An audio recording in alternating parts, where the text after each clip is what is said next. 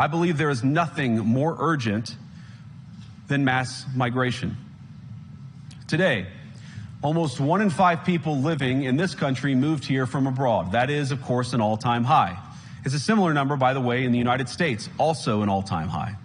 The number of immigrants who entered the EU from non-EU countries doubled between 2021 and 2022 alone, and of course it's gotten much higher since. And we know the situation, it didn't materialize in a vacuum.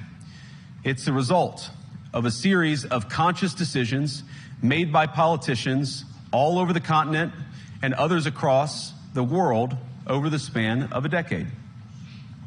We saw the horrors wrought by these decisions yesterday in this very city.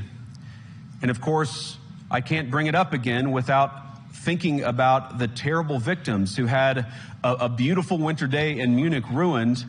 Our thoughts and prayers are with them and will remain with them. But why did this happen in the first place? It's a terrible story, but it's one we've heard way too many times in Europe and unfortunately too many times in the United States as well. An asylum seeker, often a young man in his mid-20s, already known to police, rams a car into a crowd and shatters a community. How many times must we suffer these appalling setbacks before we change course and take our shared civilization in a new direction?